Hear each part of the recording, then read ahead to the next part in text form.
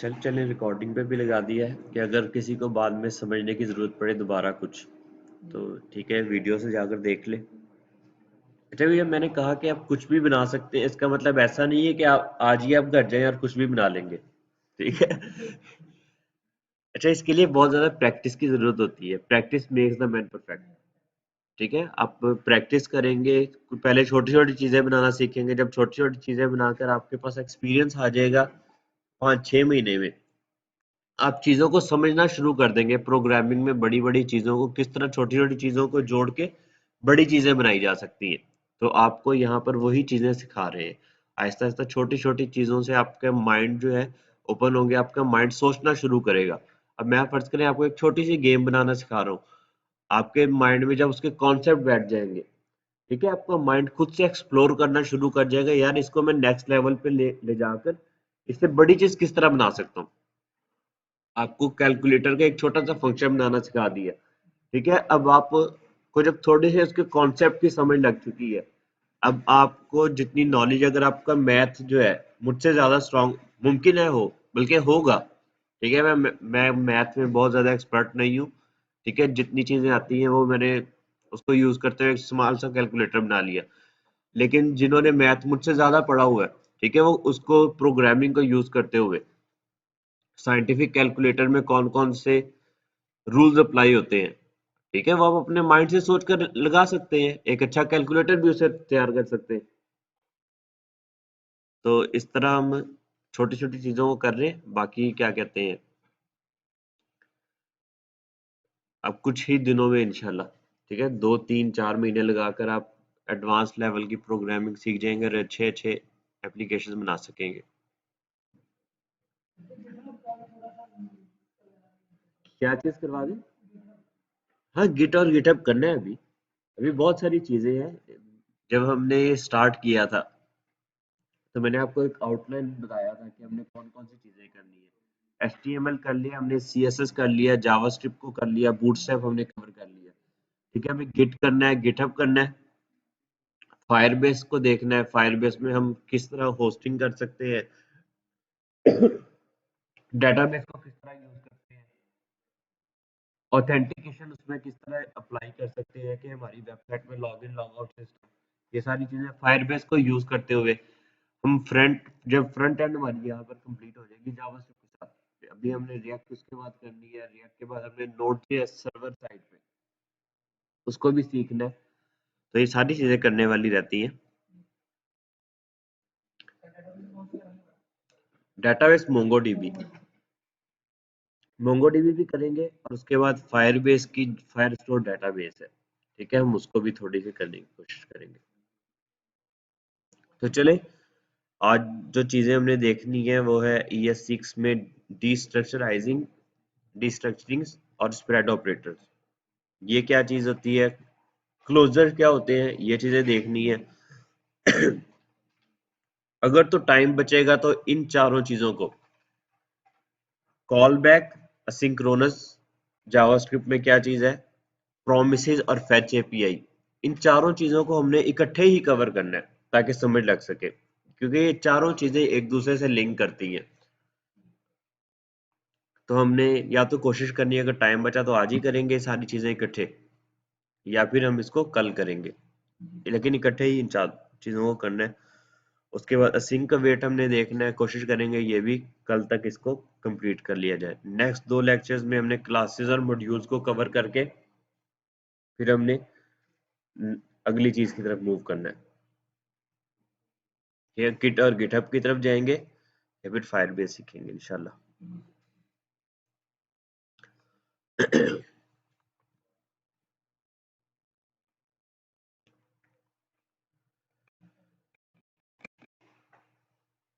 ओहो,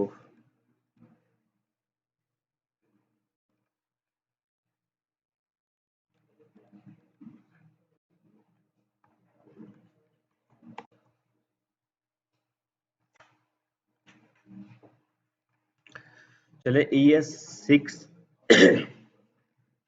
अच्छा, अब शोर ना कीजिएगा, इधर देखिए सारे। ES6 डिस्ट्रक्चरिंग, ES6 introduces the new syntax for destructuring arrays and objects.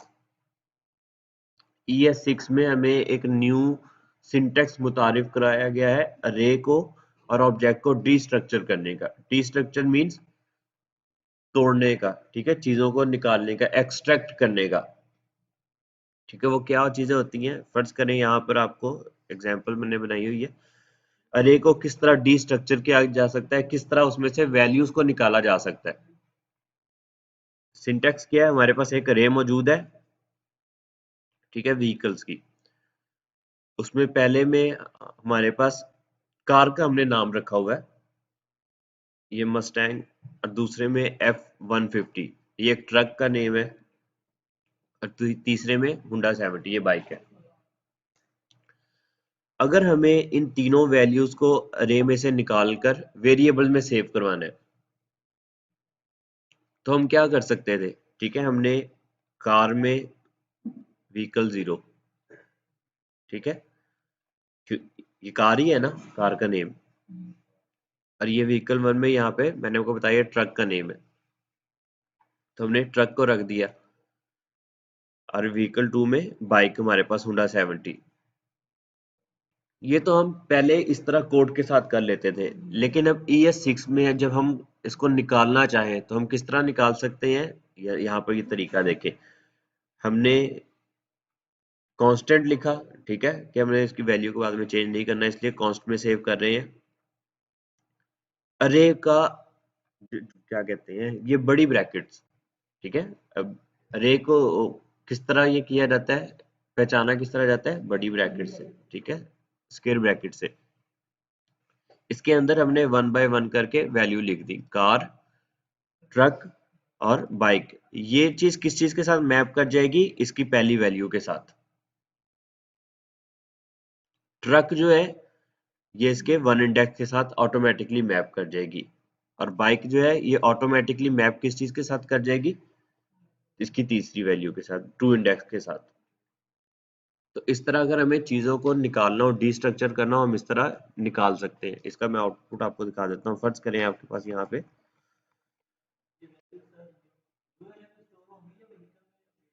क्या चीज, ये व्हीकल में अपडेट नहीं होगी, इसको हम निकाल रहे हैं, मैं अब आपको करके दिखा देता हूँ। ये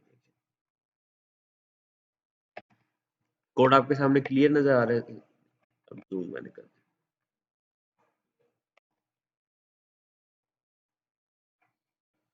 आई थिंक यहाँ पे स्क्रिप्ट्स में, चले यहाँ पे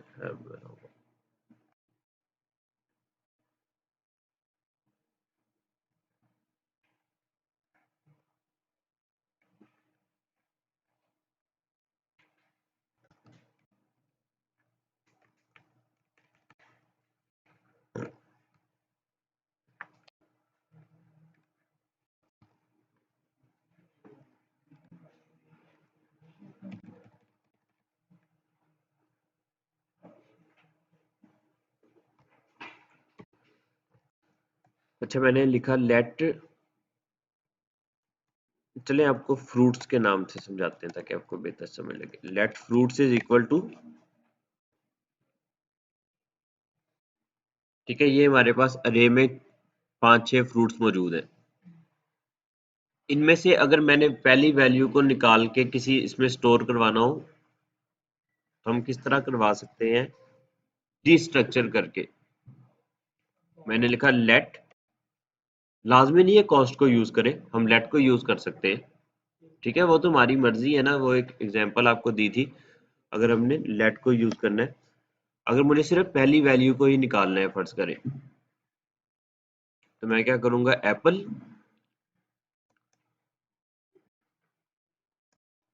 इक्वल टू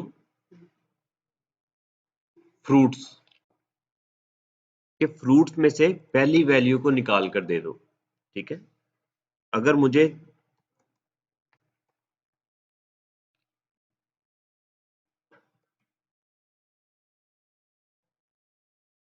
अच्छा इस तरह फायदा क्या है फिर हमें, अगर हमने एप्पल की जगह एप्पल ही लिखना है, हाँ, नहीं नहीं, जीरो तो लिख सकते हैं। चलिए उसकी ना मिसाल इस तरह ही लिख देखते हैं कि हमारे पास कुछ व्हीकल्स थी,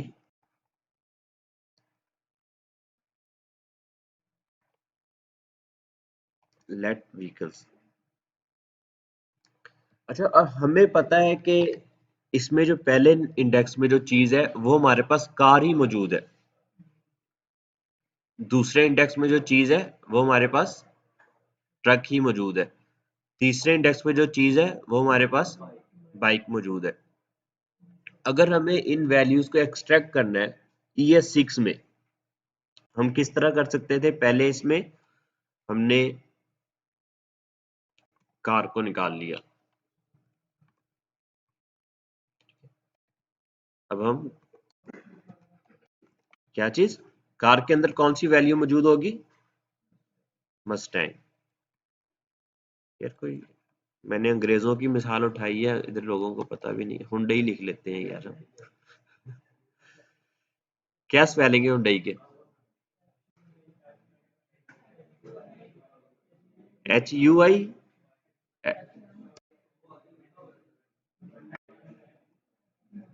यार ले लो, सिविक ले लो यार।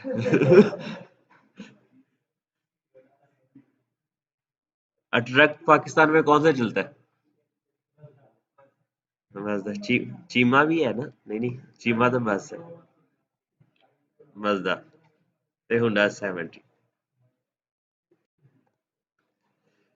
अच्छा, हमें अगर सिविक को सेव करवाना है किसी वेरिएबल में, तो हमने क्या, लेट कार। ठीक है, पहले इंडेक्स में जो भी वैल्यू थी हमने उसको कार में स्टोर करवा लिया, इस वेरिएबल में स्टोर करवा लिया। अब हम कार की वैल्यू को चेक करें तो हमें कौन सी चीज मिलने वाली है? व्हीकल, वो सिविक मिलने वाली। तो देखिए यहाँ पे सिविक आ गया हमारे पास। इसी तरह अगर हमने दूसरी वैल्यू को एक्सट्रैक्ट करना हो, ठीक है, हमें ट्रक की वैल्यू एक्सेस करनी है, तो हम किस तरह कर सकते हैं कि यहाँ पे, ठीक है। अच्छा, लाजमी नहीं है कि आप इन्हीं वेरिएबल्स के नेम लिखें, ट्रक ही लिखें या कार ही लिखें। आपने इस चीज को, इस वैल्यू को जिस भी वेरिएबल को असाइन करने हैं, आप सिर्फ नाम वो रख सकते हैं। ठीक है, फर्ज करें अब यहाँ पे ABC में इस वैल्यू को स्टोर करवाना चाहते थे, वन इंडेक्स में कोई भी चीज आप रखना चाहते थे,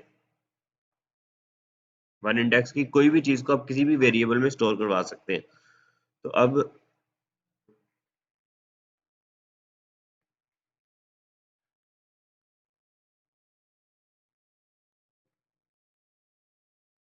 जरूरत है वैसे आपको इसकी,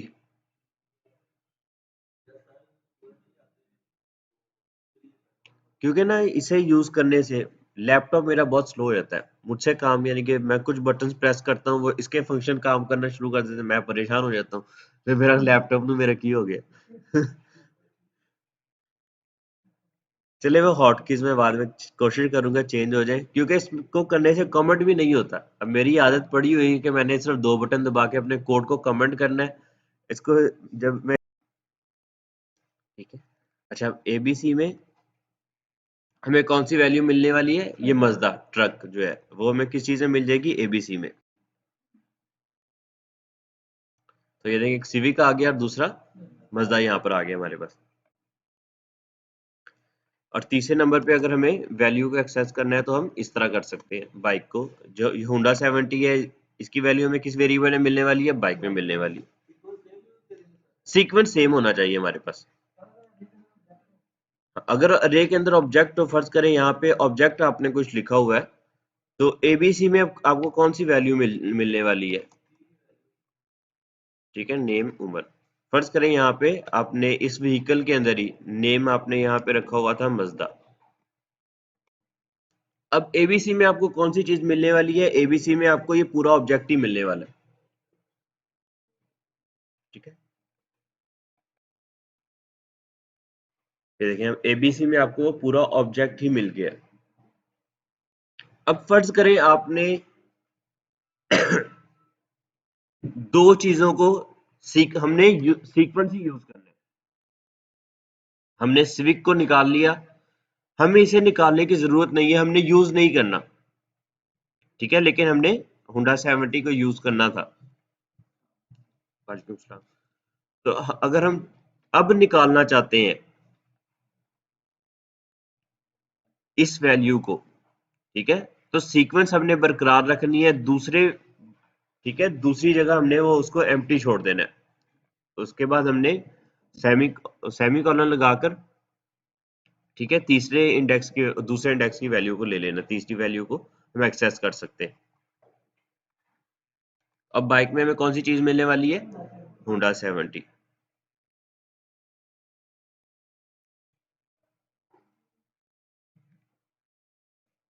कौन सी मिली है वैल्यू?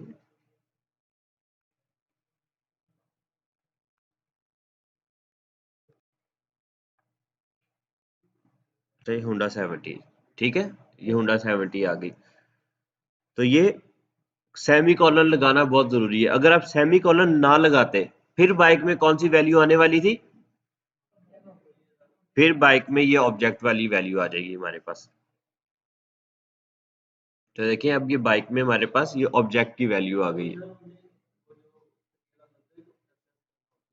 अगर आपने अकेले सिर्फ मजदे को एक्सेस करना है, तो आप शुरू में एक सेमीकोलन लगा देंगे। इसका मतलब जो आप यहाँ पर पहली वैल्यू जो है, आपने इसको एक्सेस नहीं किया, किसी वेरिएबल में नहीं निकाला, ठीक है। दूसरे में आपको कार में कौन सी चीज मिलने वाली है अब? ये मजदा। और तीसरे बाइक की वैल्यू आपको बाइक में मिल जाएगी।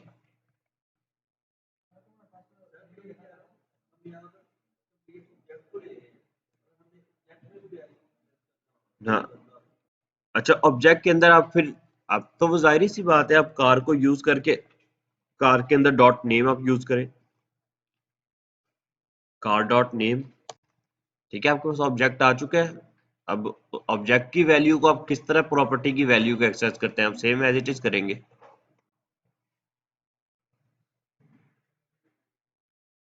नेम ही था ना?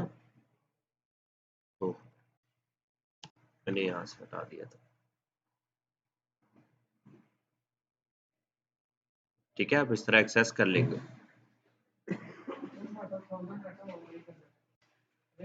नहीं, ये तो हम एक्सट्रैक्ट हम चीजों को उस टाइम ही करेंगे जब हमने पता हो कि हमने क्या चीज को किस चीज को निकालना है। ठीक है, अगर तुम्हारे पास एक बहुत बड़ी अरे है और हमें खुद नहीं पता कि हमें कौन सा डाटा निकालना है, तो हम उसको एक्सट्रैक्ट ही क्यों करेंगे? हमने डिस्ट्रक्चर उस टाइम ही करना है जब हमें पता हो कि हमने किस डाटा को निकालना है।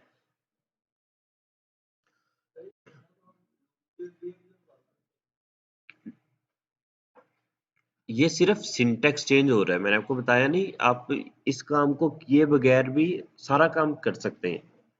ठीक है, सिर्फ सिंटेक्स चेंज हुआ है, ऐसा नहीं है कि आप इसके बगैर काम नहीं कर सकते। ये हमारी आसानी के लिए कुछ चीजें इंट्रोड्यूस करवा दी गई है ES6 में। आप इसको ना यूज करें, अगर आप नहीं करना चाहते तो आप लूप को यूज कर ले।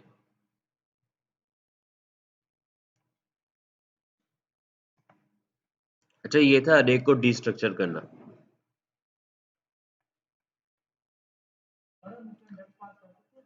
किस चीज में?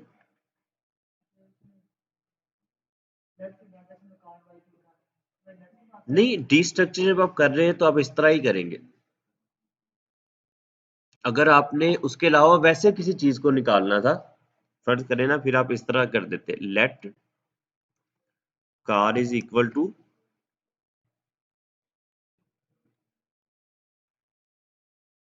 व्हीकल्स।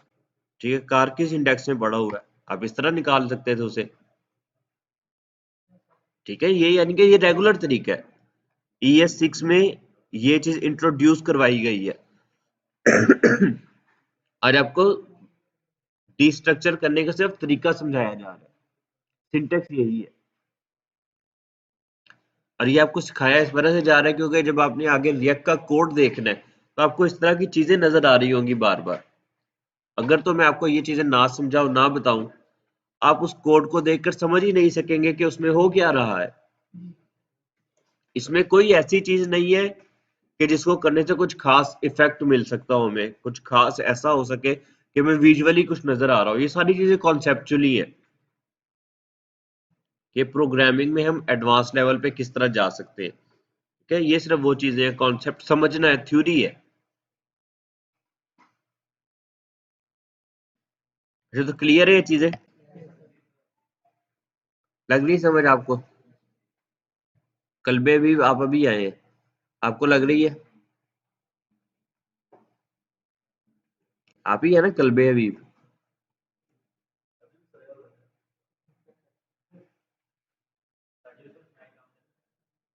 अच्छा, लग रही समझ आपको? आ गई समझ? ठीक है, बैठे। क्योंकि आप लेट आए थे ना, इस वजह से मैंने पूछा है कि अब फर्ज करें जिन जो। अच्छा, वो आपने पढ़ लिया तो आपको लग गया। चले माशाल्लाह, ये तो अच्छी बात है, पढ़ के समझ लग जानी चाहिए। आपने जितनी चीजें सीख ली है, अब तो आपको पढ़ के समझ लग जानी चाहिए। क्योंकि असल चीज डेवलपमेंट में क्या चीज है, इधर आपको रट्टा लगवाना मकसद ही नहीं है। आप जब प्रोग्रामिंग की फील्ड में आ गए ना, आपने चीजों को सीखना किस तरह, ये चीज मैंने आपको सिखानी है कि आप खुद से किस तरह सीख सकते हैं। अगर तो आप छोटी छोटी चीज के लिए भी मुझे मुझे पूछेंगे बार बार, तो फिर आप डेवलपर नहीं कभी बन सकते। आपने खुद से किस तरह सीखना है। अगर मैं ये चीज आपको सिखा रहा हूँ, ये इसी चीज को प्रोग्रामिंग का डेवलपमेंट कहते हैं। आप स्टडी खुद से किस तरह कर सकते हैं। फर्ज करें ना, आज से 5-6 माह के बाद जावास्क्रिप्ट में एक न्यू चीज आ जाए, मैंने भी नहीं सीखी हुई, आपने भी नहीं सीखी हुई, किसी को भी नहीं पता मार्केट में, आप क्या करेंगे? आप अपने खुद से पढ़ के ही उस चीज को सीखना होता है। अब हर दूसरे दिन जाके अपने टीचर को नहीं कहते कि अभी मैंने सिखा दो, नवी चीज आ गई। ठीक है, आपको सीखना यानी कि आप खुद से किस तरह सीख सकते हैं, इस चीज को सिखाना ही ये टास्क है हमारा।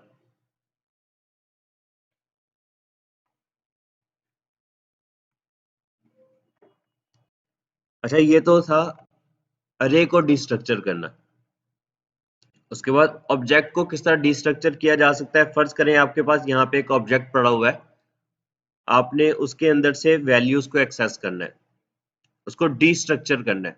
अब आप किस तरह कर सकते हैं, आपके पास पर्सन में नेम मौजूद है, एज मौजूद है और सिटी मौजूद है। आपने इन सारी वैल्यूज को निकालना है, अलग-अलग करना है, तोड़ना है इनको। ठीक है, दूसरे वेरिएबल्स में सेव करना है। ये सिक्स से पहले आप किस तरह करते थे, आपने एक न्यू वेरिएबल नेम बनाया और पर्सन डॉट नेम की वैल्यू को उस नेम में स्टोर करवा दिया। आप इस तरह कर सकते थे। अगर आपने पर्सन के अंदर जो एज मौजूद है, अगर आपने इसे किसी वेरिएबल में स्टोर करवाना है, तो आप किस तरह करते, constant age is equal to person dot as.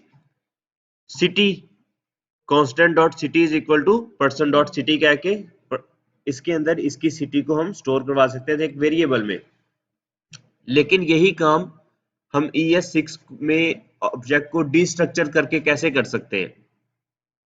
हमने लिखा कांस्टेंट, उसके बाद कर्ली ब्रेसेस, जिन जिन वैल्यूज को हमने अरे ऑब्जेक्ट के अंदर से निकालना है। अब ठीक है, हमने नेम को निकालना है इस पर्सन में से, तो हमने प्रॉपर्टी का नेम लिख दिया। अब हमें प्रॉपर्टी का नेम लिखना बाद में,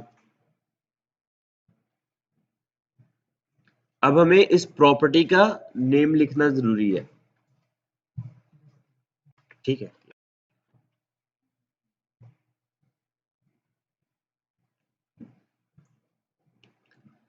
उस प्रॉपर्टी का नेम अब हमें एक्यूरेट नेम देना है। अब ऐसा नहीं कर सकते कि हम इस तरह कुछ भी लिख देंगे, वो हमारे पास वेरिएबल बनकर आ जाएगा। अगर हमें इसमें से नेम को एक्सट्रैक्ट करना है, हमने लिखा constant name is equal to person.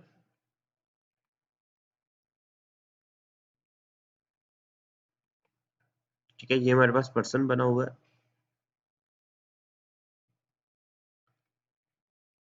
अगर हमें इस पर्सन को में से एक न्यू वेरिएबल क्रिएट करना है नेम का, ठीक है, इसके अंदर की वैल्यू को एक्सेस करना है, तो हम इस तरह कर लेंगे। नेम में हमें कौन सी चीज मिल जाएगी, जॉन।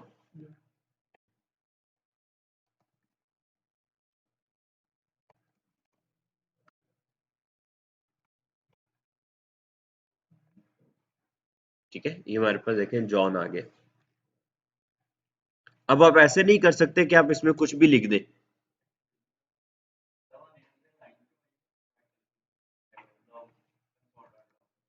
अच्छा, कंसोल डॉट लॉग में वो कह रहा है कि आप इस तरह वेरिएबल ना बनाएं।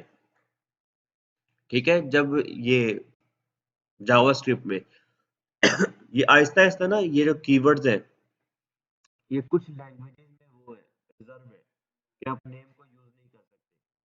पीएचपी में हम नेम के साथ और बहुत सारे, तो वीएस कोड, ठीक है, ये ऑटोमेटिकली कुछ कीवर्ड्स को डिटेक्ट कर लेता है, उन पे ये स्टाइलिंग ऑटोमेटिकली खुद से कर रहा है, इसके अलावा और कोई इशू नहीं। नहीं, उसके लिए फिर मुझे इधर भी करना पड़ेगा ना। ठीक है, आप इसको फर्स्ट नेम लिख दें, आप इधर भी फर्स्ट नेम लिख दें, इधर फर्स्ट नेम कर दें, अब कोई इशू नहीं। ठीक है, ये सिर्फ वो कीवर्ड्स की वजह के कुछ वर्ड्स ऐसे हैं जिन पे वो ऑटोमेटिकली स्टाइलिंग कर रहा है, ये वीएस कोड, वरना इसके अलावा और कोई इशू नहीं। नहीं, इसमें सीक्वेंस मैटर नहीं करता, इसमें अगर आप एज निकालना चाहें, आप एज को इस जगह पे रख के पहले एज निकाल लें, बाद में फर्स्ट नेम निकाल लें, बाद में आप सिटी को एक्सट्रैक्ट कर सकते हैं। क्या चीज? हाँ ठीक है, बस की प्रॉपर्टी का नेम ठीक होना चाहिए। अब इसमें चेक कर लें, आपको एज में एज मिल जाएगी, फर्स्ट नेम में फर्स्ट नेम की वैल्यू और सिटी में सिटी की वैल्यू।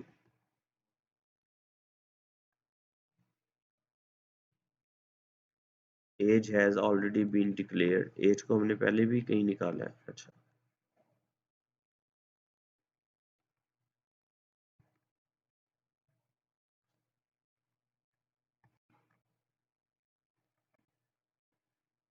ठीक है, पहले उसकी एज आ गई, बाद में उसका नेम आ गया और बाद में उसके सिटी का नेम। अच्छा, तो इस तरह हम ऑब्जेक्ट को डिस्ट्रक्चर करते हैं, क्लियर है ये? अच्छा, उसके बाद ES6 में स्प्रेड ऑपरेटर देखते हैं, स्प्रेड ऑपरेटर्स क्या है हमारे पास।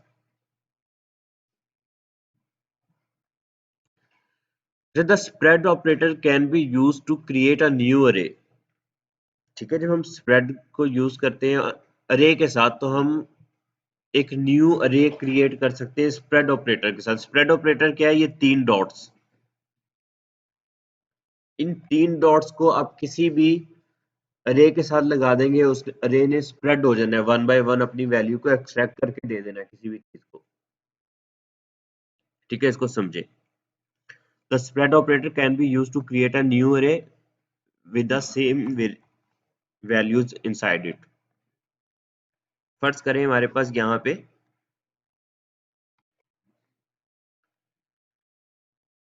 कुछ व्हीकल्स हैं, ठीक है, कुछ गाड़ियां हैं, हमें इसकी एक कॉपी बनानी है। हम इसकी एक कॉपी किस तरह बना सकते हैं? स्प्रेड को यूज करते हुए हम कहेंगे let new vehicles is equal to, इस अरे के अंदर जितनी भी चीजें हैं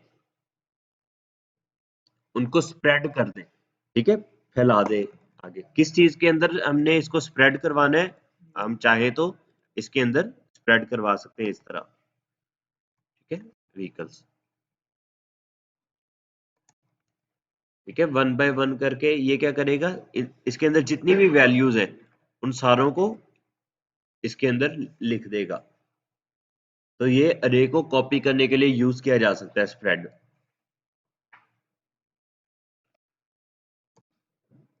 अब अगर हम कंसोल में चेक करें ये न्यू व्हीकल्स, तो हमें कौन सी चीज मिलने वाली है? ये सेम यही चीज मिलने वाली है। ठीक है, ये सारी वैल्यूज ही मिलने वाली है।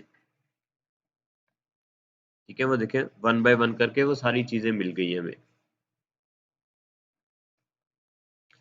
अच्छा, the above code is equivalent to, ये अबव कोड जो हमने ऊपर जो ये वाली चीज लिखी है, ये किस चीज के बराबर है? ये इस चीज के बराबर है कि हम अगर स्लाइस के साथ कॉपी करना चाहे किसी चीज को, तो इसका आउटपुट भी वही आएगा जो इस चीज का आउटपुट मिला है हमें।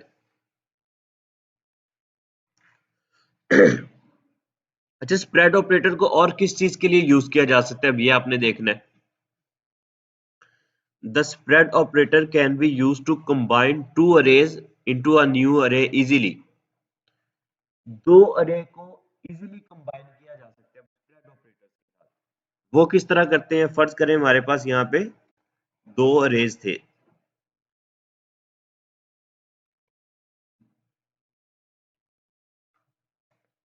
नंबर 1 में कुछ वैल्यूज मौजूद है, नंबर 2 में कुछ वैल्यूज मौजूद है।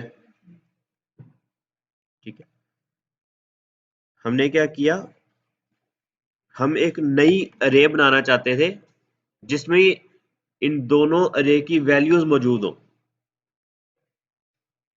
ठीक है, जिसमें नंबर 1 की वैल्यू भी मौजूद हो और नंबर 2 की वैल्यू भी मौजूद हो। तो सबसे पहले क्या किया हमने,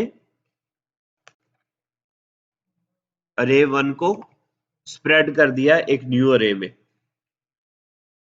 उसके बाद हमने कॉमा यूज किया और बाद में इसे भी स्प्रेड करवा दिया। तो अब नंबर्स कंबाइंड में हमें कौन सी चीजें मिलने वाली है, ये दोनों चीजें, पहले 1 2 3 आ जाएगा, बाद में 4 5 6 नंबर्स कंबाइंड में। ये देखिए क्या, हाँ, डॉट लगाकर अरे का नेम। ठीक है, अगर मैं नंबर्स 2 को पीछे लिख दूं और नंबर्स 1 को आगे लिख दूं, फिर क्या होगा, नंबर्स 2 की वैल्यू ये पहले आ जाएंगी और नंबर्स 1 की वो बाद में आ जाएंगी। ये देखिए, अब 4 5 6 और 1 2 3। तो क्लियर है ये स्प्रेड ऑपरेटर, सेपरेट नहीं, स्प्रेड। स्प्रेड का मतलब होता है फैलाना किसी चीज को।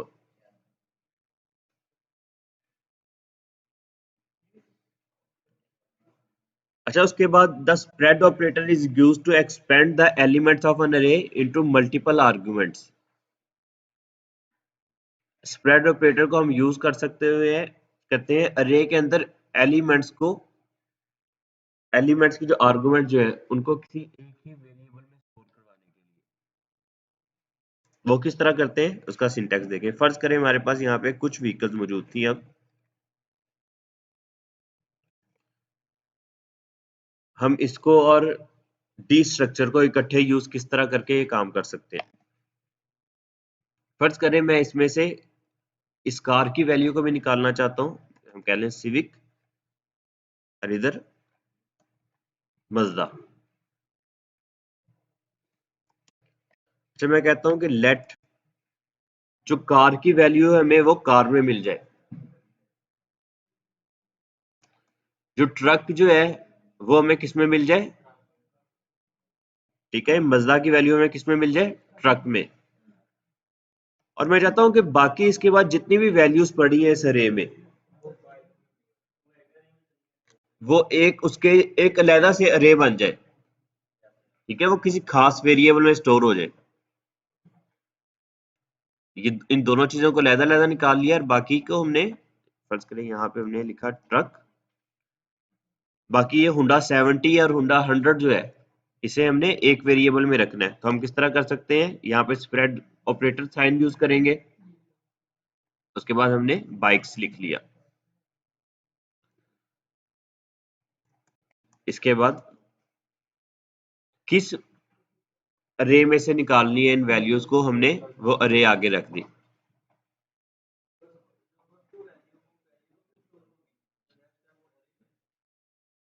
ये अरे बन जाएगी ना। ठीक है, ये अरे बन जाएगी हमारे पास। वो रिमेनिंग वैल्यूज जितनी भी हैं वो सारी इसमें आ जाएंगी। वो चाहे आप यहाँ पे नंबर लिख दें या चाहे कुछ भी लिख दें, 25 लिख दें, कुछ भी कर दें। उसके बाद यहाँ पे आप हुंडा 125 भी लिख दें। ठीक है, बाकी जितनी भी वैल्यूज हैं वो हमें किस में मिल जाएंगी, वो सिर्फ इस एक वेरिएबल में मिल जाएंगी। जब आप कंसोल करवा कर देखें,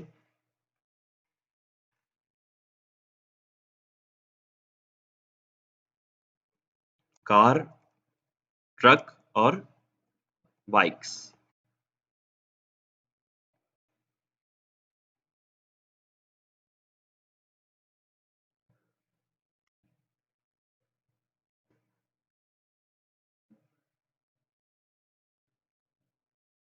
ठीक है, कार में आपको कार मिल गई, सिविक मिल गई, सिविक की वैल्यू। ट्रक में आपको मजदा मिल गया और बाकी बाइक्स में आपको जितनी भी रिमेनिंग वैल्यूज थी वो सारी बाइक्स में आ गई आपके पास।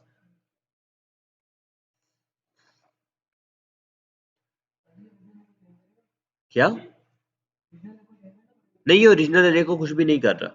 ठीक है, ये ओरिजिनल अरे को भी कुछ नहीं करता और ओरिजिनल ऑब्जेक्ट को भी कुछ नहीं करता। जब हम एक्सट्रैक्ट कर रहे हैं ना, डिस्ट्रक्चर कर रहे हैं वैल्यूज को, ओरिजिनल को ये नहीं छेड़ता। क्या?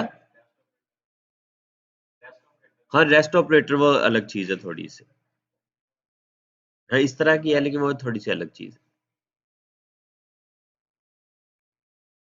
अच्छा, the above code is equivalent to, ठीक है, फर्ज करें आपने अरे में से पहले इंडेक्स को निकाल के कार में स्टोर करवाना था, वो किस तरह करवा लिया, ठीक है, वन इंडेक्स में जो चीज है उसको आपने ट्रक में स्टोर कर लिया, और बाकी को आपने स्लाइस के साथ जिस तरह कॉपी करते हैं आप उस तरह करके, जिस तरह इस चीज के इक्वेलेंट ही है ये कोड, ऊपर वाला कोड जो हमने लिख दिया, कि हमने एक लाइन में ही वो सारा काम कर लिया बजाय 3 लाइनों का कोड लिखने के। क्लियर है ये चीजें?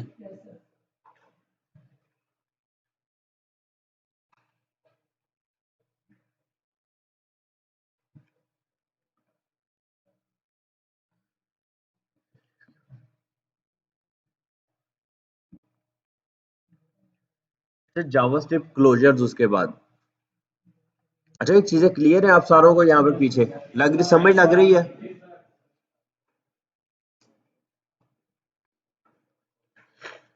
तो इसके बाद हमें देखना है जावास्क्रिप्ट का क्लोजर्स।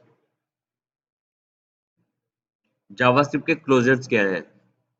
अच्छा, ये बहुत ही एडवांस किस्म का एक कॉन्सेप्ट है जिसकी समझ सिर्फ उन लोगों को आनी है जिसको बेसिक का पता हो। जिसको बेसिक का ही ना पता हो कि होते क्या चीज है, फंक्शन क्या होते हैं, ठीक है, तो उसको तो नहीं है समझ लगने वाली। चलिए इसका भी देखते हैं।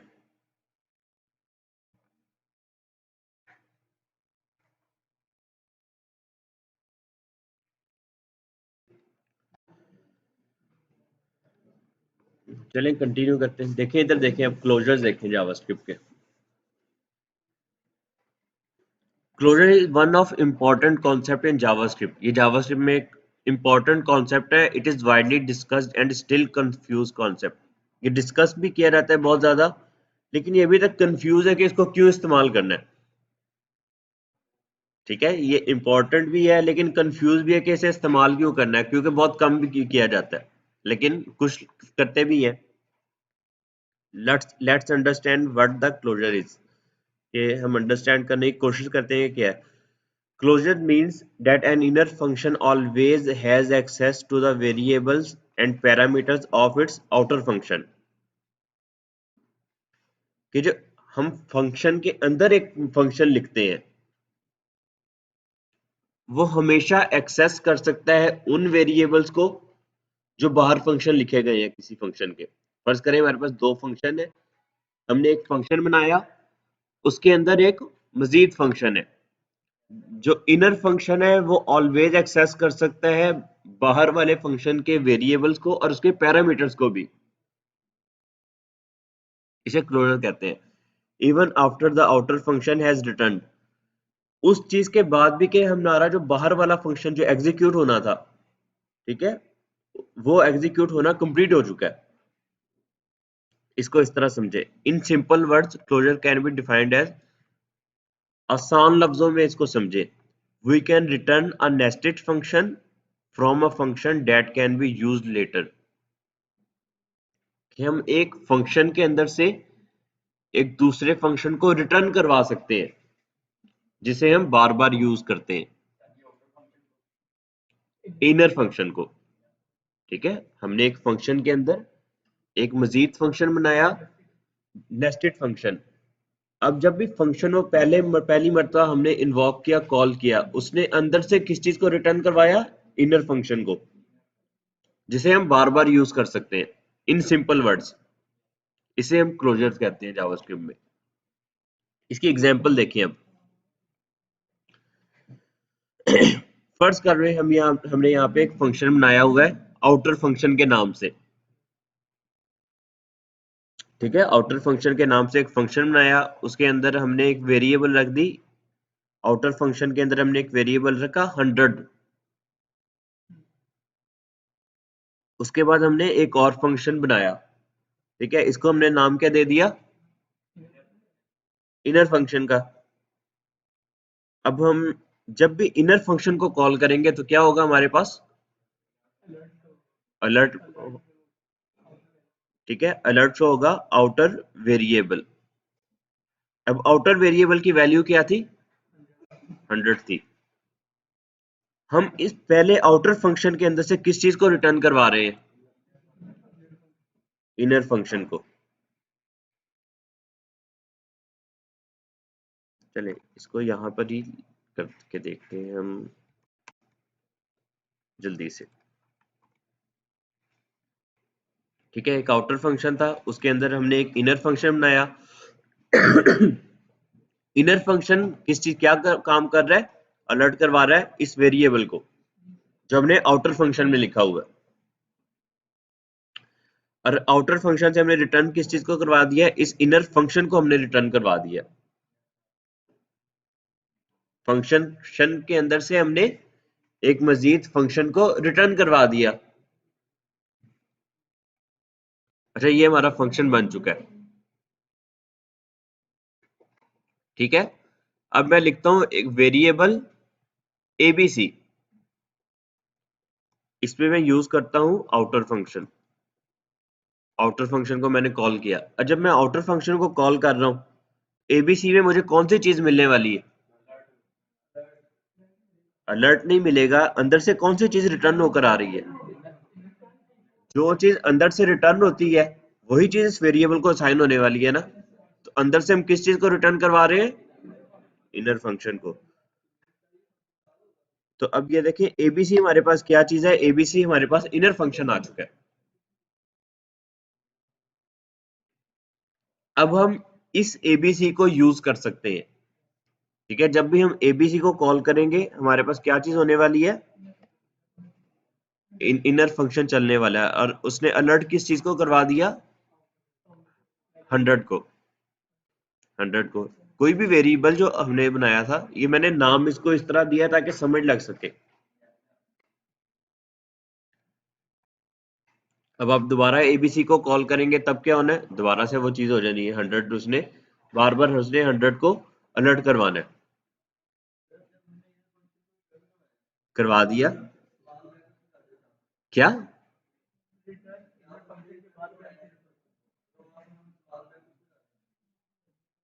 स्मॉल ब्रैकेट्स लगा दें?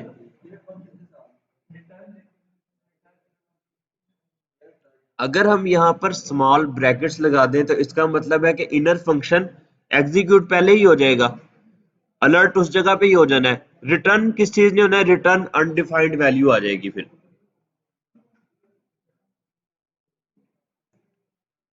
अच्छा, इस चीज को अगर तो मैंने यहाँ पे इनर फंक्शन के आगे पैरेंथेसिस लगा दिया और इनर फंक्शन को इस पॉइंट पे कॉल कर दिया हमने, तो ये अलर्ट पहले हो जाएगा, और जो चीज वैल्यू रिटर्न होगी, रिटर्न हमारे पास अनडिफाइंड वैल्यू आ जाएगी, क्योंकि इनर फंक्शन के अंदर से तो हम कुछ रिटर्न नहीं करवा रहे। ठीक है, फिर उसके बाद एबीसी के अंदर हमें कौन सी चीज मिलने वाली है? वो कोई फंक्शन नहीं मिलना हमें बाद में। बाद में हमें अनडिफाइंड वैल्यू एबीसी के अंदर मिलेगी। ठीक है, लग रही समझ? लग रही है एवी चैवी? चल लग रही, चलिए अच्छी बात है। अच्छा, इसकी अब एग्जांपल 2 देखें, थोड़ी सी एडवांस इसकी एग्जांपल। फर्ज करें अब हमारे पास यहाँ पे एक काउंटर था। ये भी क्लोजर सी एक एग्जांपल है, इसको समझिए। अब हमारे पास एक फंक्शन था काउंटर। काउंटर के अंदर हमने एक वेरिएबल सेट किया। ठीक है, उसकी वैल्यू क्या रख दी? एक वेरिएबल सेट किया, उसकी वैल्यू हमने क्या रखी? 0। फिर उसके अंदर हमने एक मजीद एक फंक्शन बनाया इंक्रीज काउंटर, और हम रिटर्न क्या करवा रहे हैं? इंक्रीज काउंटर को, यानी कि अंदर जो हमने फंक्शन बनाया था उसको ही रिटर्न करवा दिया हमने। क्या चीज? जब हमने उसको कॉल किया तो उसने अंदर से जो वैल्यू उसको ही रिटर्न करवाना है उसने, तो उसने अंदर वाले फंक्शन को रिटर्न करवा दिया। फर्ज करें हमारे पास यहाँ पे काउंटर, हमने फंक्शन लिख दिया। अब मैंने कहा वेरिएबल ए ए किस चीज के बराबर है? काउंटर। ठीक है, हमने काउंटर को इन्वोक किया। जो हमने फंक्शन यहाँ पे लिखा है हम उसको एग्जीक्यूट करते हैं। तो अब ए के अंदर हमें कौन सी चीज मिल गई है? इंक्रीज काउंटर का फंक्शन। अंदर से हमने किस चीज को रिटर्न करवाया था? इंक्रीज काउंटर फंक्शन को रिटर्न करवाया था। ए के अंदर हमें हमारे पास कौन सी वैल्यू मौजूद है? इंक्रीज काउंटर ही मौजूद है, ये देखें। अब जब भी मैं इस फंक्शन को चलाता हूं, ये क्या करेगा? पहले पुरानी वैल्यू जो भी है उसमें एक जमा करेगा और वो वैल्यू हमें रिटर्न करवा रहा है।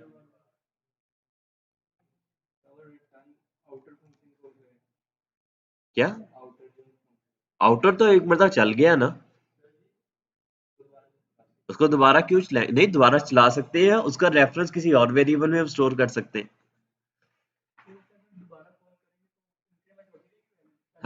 बिल्कुल ऐसे ही है। अब ये देखें ना, मैंने ए को इधर चलाया फर्ज करें, तो हमारे पास वैल्यू क्या आ गई? 1 इंक्रीमेंट हो गई। अब मैंने ए को दोबारा चलाया, ये पहले हमारे पास वैल्यू कितनी बन चुकी है? 1 बन चुकी है। अब अगर मैं दोबारा इसे चलाऊं, अब इसकी वैल्यू 2 बन जाएगी। अब मैं दोबारा चलाऊं तो 3। इस तरह हमारे पास जितनी मर्तबा इस फंक्शन को कॉल करेंगे, जितनी मर्तबा भी इनर फंक्शन चलेगा, वो हमेशा अपने से बाहर वाले वेरिएबल को वो एक्सेस कर सकता है। और इसी कॉन्सेप्ट को क्लोजर कहा जाता है कि we can return a nested function from a function. एक फंक्शन के अंदर से हम नेस्टेड फंक्शन को रिटर्न करवा सकते हैं, जो कि बार बार बाद में यूज किया जा सके। आसान लफ्जों में इस तरह हम इसकी तशरीह कर सकते हैं क्लोजर्स को। अब इसको यूज किस तरह करना है, ये आपने जब आप डेवलपमेंट कर रहे होंगे, आपके माइंड में कोई चीज ऐसी आ जाए कि यार ए होर किसी तरीके ना हल नहीं हो रही, इन्हों इदा करके देखिए, ठीक है? तो उस टाइम आपने इसका यूज करना है।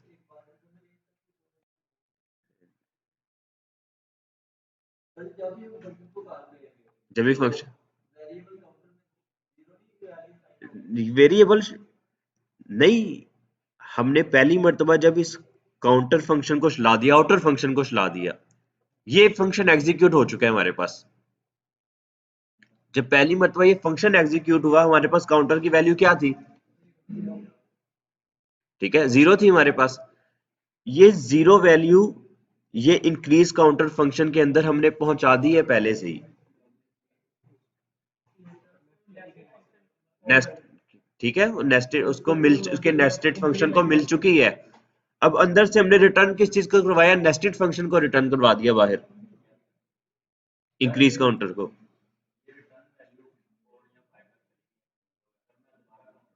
हाँ, अब आप दोबारा इसको चला लें यहाँ पे। नहीं, अगर तो आप फर्ज करें ना, आप वेरिएबल आप यूज करते हैं b is equal to counter. अब जो b जो है, ठीक है, b को जब भी आप करेंगे आपको यहाँ पे वैल्यू मिलेगी 1। लेकिन a को आपने जिस पॉइंट पे छोड़ा है, आपने a को किस पॉइंट पे छोड़ा था? 5 पे छोड़ा था, ठीक है, ये हमारे पास 6 ही आएगा। ठीक है, ये इस तरह ही काम करेगा। लग रही समझ? सारों को लग रही है?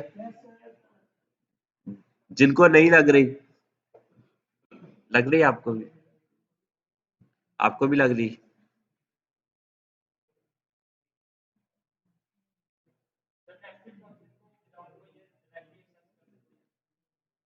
हमने उसको डायरेक्टली हमने अंदर से उस फंक्शन को रिटर्न करवा दिया कि अब ये वाला फंक्शन बाहर वाले वेरिएबल को असाइन हो जाए।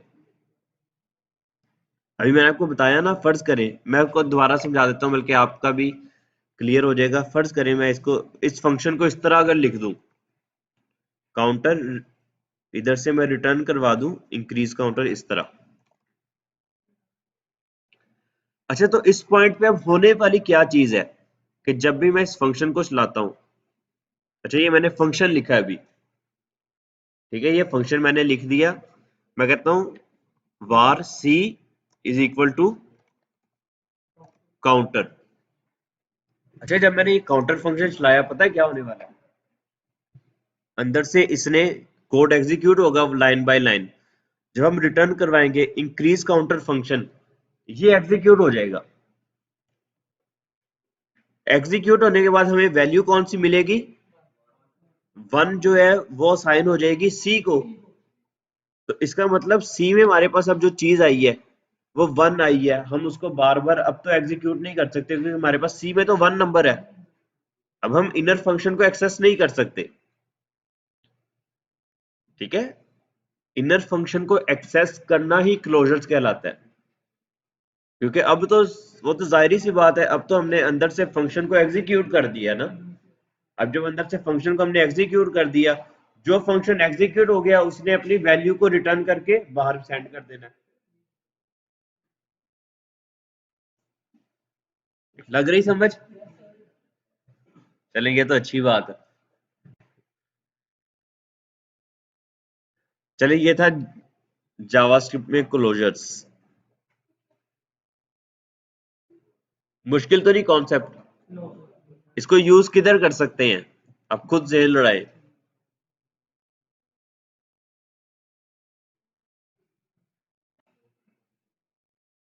इसे कहाँ यूज किया जा सकता है?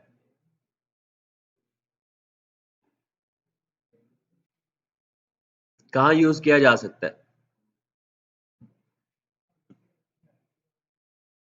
अच्छा, इस चीज को यूज किया जा सकता है किसी गेमिंग एप्लीकेशन में, गेम की स्पीड बढ़ाने के लिए या फिर गेम में ऊपर पॉइंट्स इंक्रीज करने के लिए, किसी भी जगह आप यूज कर सकते हैं।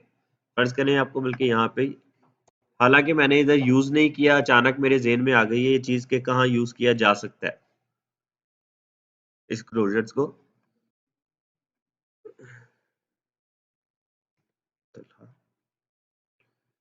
ठीक है, जब भी इस पे क्लिक हो, हम इंक्रीमेंट करवा रहे हैं ऊपर नंबर्स को, करवा रहे हैं।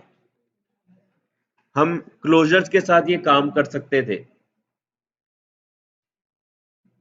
ठीक है, हमने इस पे क्लिक किया, क्लिक होने पे हम इंक्रीमेंट करवा रहे हैं बार बार। पुरानी वैल्यूज जो भी पड़ी हुई है वो वैल्यू अपने अपने पास रखें, उस पर इंक्रीमेंट करवा के उसकी वैल्यू यहाँ पे अपडेट करवाते जाएं।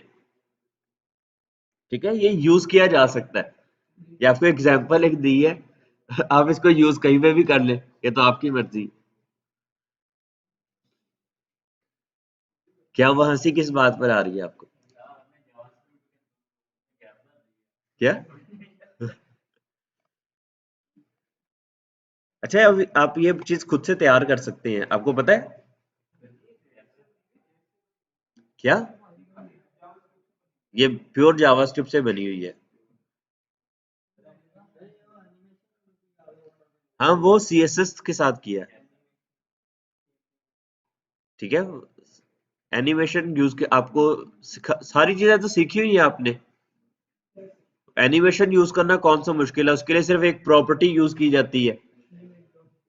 क्या चीज? नहीं, एनिमेशन नहीं, उसको हाँ, की फ्रेम इस्तेमाल करते हैं आप। ठीक है, नहीं नहीं, उस चीज के लिए नहीं होता, वो तो मीडिया क्यूरीज है ना। अब आपको बताया ना कि ये जो चीज है ये डिजाइनिंग से रिलेटेड है कुछ, कि किस तरह आप एनिमेट कर रहे हैं चीजों को, इसका डेवलपमेंट से लिंक कुछ भी नहीं है। लेकिन आपने सोचना है कि आपने क्या चीज बनानी है। अब उसके बाद जब आपके जहन में एक चीज आ गई ना, आपने इस चीज को बनाना है, फिर आप थोड़ी सी रिसर्च करते हैं, थोड़ी सी स्टडी, माइंड को दौड़ाने की कोशिश करते हैं, यार इसमें कौन सी चीज इंप्लीमेंट हो सकती है। ठीक है, अब आप यहाँ पर देखें W3 स्कूल्स में जाकर,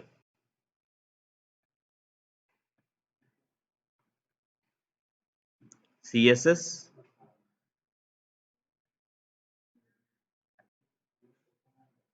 ये ट्रांजिशंस और एनिमेशंस, ये देखें, ये चीजें हिल रही है की फ्रेम। अब आप इसको थोड़ा सा पढ़ लेंगे 5 मिनट और अप्लाई कर देंगे आपकी जरूरत के मुताबिक। ठीक है, आपको बेसिक्स तो सारी पता है ना सीएसएस की, कि किस तरह चीजें काम करती हैं। उसके बाद सिर्फ थोड़ी सी चीजें हैं कि आपने जिस चीज को भी यूज करना है, आपने उसके लिए थोड़ी सी स्टडी करनी ही होती है। डेवलपमेंट में। क्या चीज? हाँ ये बलून आ रहा है, फर्ज करेंगे ये पिक्चर है। हाँ इसको एनिमेट हो रहा है। क्या चीज? हाँ ये रैंडमली आ रहे हैं। तो रैंडम करना कौन सा मुश्किल है? रैंडम नंबर आपने एक्सेस करना नहीं सीखा हुआ, या वैसे ही रैंडम कर ले। इसमें किस जगह पे रखना है आपने? नहीं, अब फर्ज करें ना, आपने किसी भी चीज को किसी पॉइंट पे लेकर आना है, ठीक है? आप किसी भी एलिमेंट को पोजीशन दे सकते हैं एब्सोल्यूट की। एब्सोल्यूट पोजीशन करना आता है ना सीएसएस में, आपको सिखाया ही हुआ है यार। उसको लेफ्ट की प्रॉपर्टी भी तो दी जा सकती है, आपने लेफ्ट कितना रखना है, लेफ्ट ऑफसेट कितना देना है, ठीक है, वो आप दे देते हैं। जब भी आपने कोई न्यू बलून करना है, सेट इंटरवल के साथ आप हर 2 सेकंड के बाद एक न्यू बैलून जनरेट कर दे। सेट इंटरवल के साथ, सेट टाइम आउट के साथ तो फंक्शन एक मरतबा चलेगा ना। सेट इंटरवल के बाद आप हर कुछ सेकंड के बाद एक बैलून जनरेट कर रहे हैं। उस बैलून की सीएसएस की प्रॉपर्टी आप सेट करते हैं कि आपने लेफ्ट साइड से इसको कितना ऑफसेट देना है, ठीक है। फिर ऑन क्लिक होने पे आप उसको फाड़ देते हैं, वो नंबर चेंज कर दे, ओदा उत्ते पॉइंट इंक्रीज कर दे। क्या चीज? ऑन क्लिक पे आप किसी भी एलिमेंट को, हमने डोम के साथ चीजें करना सीखी है ना, खेली डोम में, चीजों को रिमूव करना। क्या?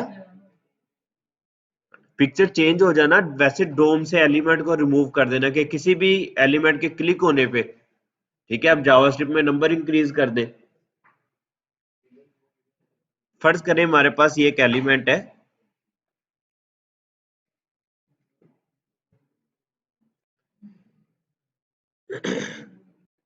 ये H4 एक एलिमेंट है हमारे पास।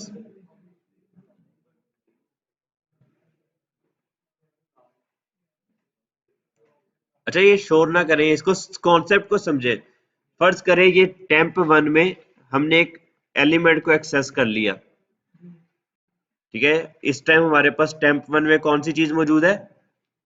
ये दरमियान में ट्रॉफी जो भी आ रही है, ठीक है, कर ले जाए। इस टाइम हमारे पास यहाँ पे ट्रॉफी आ रही है हमारे पास। हमने हम किसी बैलून को एक्सेस कर सकते हैं गेट एलिमेंट बाय आईडी कह के, ठीक है। हम किसी भी एलिमेंट पे इवेंट लगा सकते हैं, ठीक है। बटन के क्लिक होने पे उसको खुद ही एक्सेस किया जाए, और उसको डॉट रिमूव के साथ temp 1 dot remove, element remove हो गया। हमने डोम सीखा हुआ है ना। डोम में आपको ये तो चीजें सिखाई थी कि डोम में आप किस तरह चीजों को इंसर्ट करवाते हैं, किस तरह चीजों को रिमूव करते हैं। ये आपको पहले ही तो बताया कि जब हम जावास्क्रिप्ट सीख रहे हैं तो हम टूल सीख रहे हैं, और बाद में उस टूल को यूज करते हुए माइंड की क्रिएटिविटी तो आपकी अपनी होती है कि आपने उसको किस तरह यूज करना है, अप्लाई किस तरह करना है। इसमें जो चीजें यूज हुई है HTML, CSS और जावास्क्रिप्ट, और कोई इसमें टेक्नोलॉजी नहीं यूज की कि गेम बनाने के लिए कोई स्पेशल चीज यूज की हो, कुछ भी नहीं है, ये प्योर जावास्क्रिप्ट है। अच्छा कुछ ना आपको जहन टाइम लगेगा, माइंड थोड़ा सा दौड़ाए। यहाँ पर आपको फिर से दिखाता हूँ, ये देखिए, फर्ज करें पेज रिफ्रेश किया मैंने, पीछे एक बैकग्राउंड लगा हुआ है, यहाँ पे एक हेडिंग है जिसका टेक्स्ट का स्टाइल चेंज किया हुआ है। टेक्स्ट फॉन्ट के स्टाइल को ऐसा बनाया है कि ये गेम की तरह के फॉन्ट मैंने यूज किए, फॉन्ट फैमिली, ठीक है। कोई भी आप कुछ और अच्छे फॉन्ट तलाश कर लें। उसके बाद यहाँ पे एक डिव लगा हुआ है, यहाँ पे ये इनपुट की फील्ड है, इनपुट की फील्ड की स्टाइलिंग ऐसे कर दी। उसके बाद ये नीचे है बटन लगा हुआ है, ठीक है, बटन की स्टाइलिंग, बैकग्राउंड चेंज किया। ਤੇ ਨਾਲ उसका फॉन्ट स्टाइल चेंज कर दिया, कलर वाइट कर देता, और की कर, मार्जिन पैडिंग, ठीक है, उसकी स्पेसिंग बढ़ा दी, ठीक है। अच्छा, ये 3-4 चीजें हैं।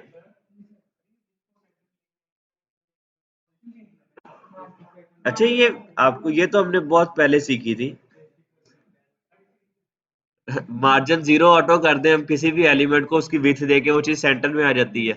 और उसके अलावा बूटस्ट्रैप के साथ जब हमने इसको करना सीखा था, तो कौन सी क्लास का नेम था? MX auto. MX auto class का नेम है बूटस्ट्रैप में, जिसके साथ हम किसी भी एलिमेंट को सेंटर में लेकर आ सकते हैं हॉरिजॉन्टली। MX hyphen auto. अरे, इसको तरह सेंटर में इसको लेकर आ गए। इसके ऊपर ये जो हार्ट जो है आइकन, तो लगाना हमने सीख ही लिए। नंबर लिखना तो मुश्किल नहीं, 0 नंबर, तो 0 नंबर लिख दिया, ठीक है। उसके बाद जब यहाँ पे स्टार्ट गेम की, इस बटन के क्लिक होने पर, बटन के क्लिक होने पर यहाँ से इस पूरे एलिमेंट को हमने रिमूव कर दिया यहाँ से, और इसकी जगह हमने सेट इंटरवल्स ला दिया। हाँ, नहीं, इस पे फायरबेस को यूज किया, डेटाबेस, लेकिन उस चीज का लिंक नहीं है कि लाजमी आपके स्कोर डेटाबेस में ही सेव हो। हाँ, इसमें फायरबेस की डेटाबेस यूज की गई है, सिर्फ वो पॉइंट स्कोर करने के लिए। फिर वो पॉइंट्स बाद में स्कोर किधर करवाने हैं, लेकिन आप लोकल स्टोरेज के साथ वो काम कर सकते हैं, गूगल प्रोवाइड करते, लेकिन फायरबेस का कोई लिंक नहीं है इस टाइम। जब ये गेम चल रही है ना, वो तो एंड पे जाके जब आपने स्कोर को स्टोर करवाना है, वो आप लोकल स्टोरेज में सेव करवा लें, या फिर फायर स्टोर में सेव करवा लें, या मोंगोडीबी में सेव करवा लें, या माई एसक्यूएल में सेव करवा लें, वो एक अलग चीज है। इस टाइम जो आप खेलने वाला काम जो है यहाँ पे, वो HTML CSS और जावास्क्रिप्ट के साथ ही है। अच्छा, इतने की समझ लग गई थी आपको? बटन के क्लिक होने पर हम क्या कर रहे हैं, ठीक है, हम इस डिव को रिमूव करने के बाद हमने बैलून क्रिएट करना शुरू कर दिए सेट इंटरवल के साथ, ठीक है। सेट इंटरवल के साथ बैलून जनरेट करना शुरू कर दिए, हर कुछ सेकंड्स के बाद बैलून जनरेट हो, ठीक है। बैलून को लेफ्ट से कितना ऑफसेट देना है, ठीक है, वो हमने उसका ऑटोमेटिकली रैंडमली कर लिया जावास्क्रिप्ट के साथ। लग रही समझ? कॉन्सेप्ट को समझे ना, चीजें तो आपने खुद से बनानी है बाद में। इस तरह की गेम किस तरह बनाई जा सकती है, अपने जहन पे कॉन्सेप्ट समझने की कोशिश करें। क्या? अच्छा, ये रैंकिंग जो है, मैंने आपको बताया कि फर्ज करें ना, यहाँ पे मैंने नाम तलहा रखा था, उसको जैसे ही वो पॉइंट्स, जब वो क्लिक करता है बैलून पे, उसके पॉइंट्स बढ़ते जाते हैं, बढ़ते जाते हैं। जब गेम एंड हो गई, तो हमने उसको स्टोर करवा लिया डेटाबेस में, वो लोकल स्टोरेज हो या फायर स्टोर हो, ये कॉन्सेप्ट अलग है कि आपने कौन सी डेटाबेस यूज करनी है। आपने लोकल स्टोरेज अगर सीखी हुई है, आप लोकल स्टोरेज में सेव करवाएं। जिस चीज को आपने सीख लिया है, आप उस चीज को यूज करते हुए ये बना सकते हैं। आप लोकल स्टोरेज में करवा लें, नेक्स्ट टाइम आप जब खेलेंगे, जो भी यूजर का नेम हो, उसके अगेंस्ट आप पॉइंट स्कोर करके अरे में स्टोर करवाते जाए। ऑब्जेक्ट बनाने हमने सीखे, अरे हमने सारी चीजें सीखी हुई है।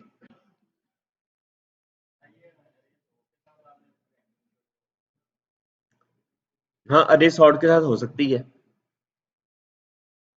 लेकिन ये फायरबेस से जब हम मंगवाते हैं स्कोर को, उस उधर सॉर्टिंग करने का अलग तरीका है, वरना आप अरे को सॉर्ट करके ये काम कर सकते हैं।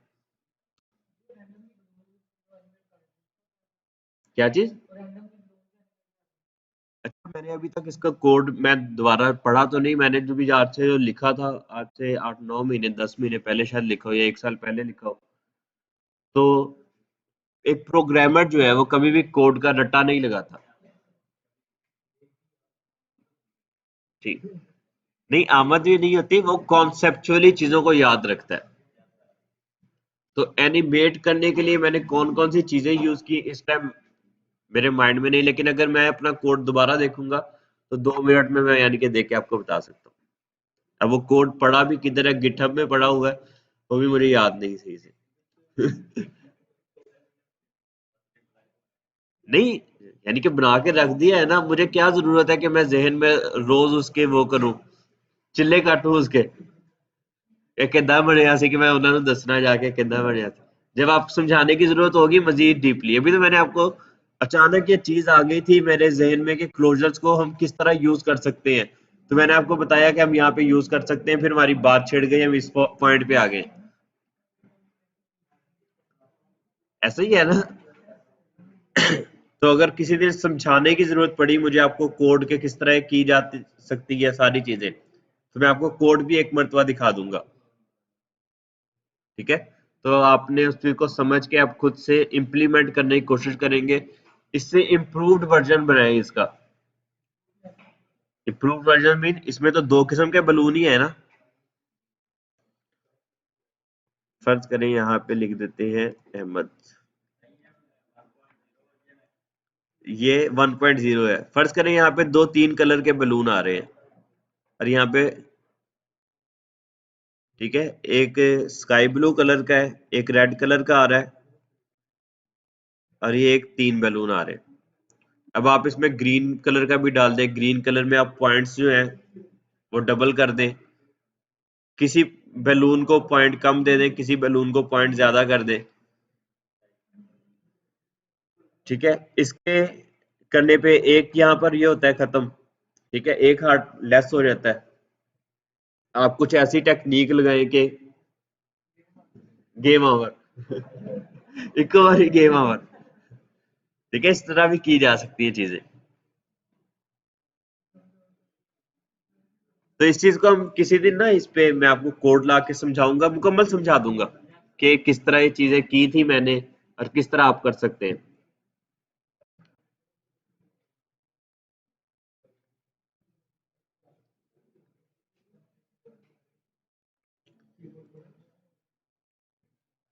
अच्छा, तो अब समझ लग गई जावास्क्रिप्ट क्लोजर्स की। बाकी ये जो कोड जो है क्लोजर्स का, ये भी मैंने अपडेट कर दिया है यहाँ पे। आप इधर से जाके गिटहब पे मैंने ना ये लाइब्रेरी अपडेट कर दी है, हब रेपो को अपडेट कर दिया, सॉरी।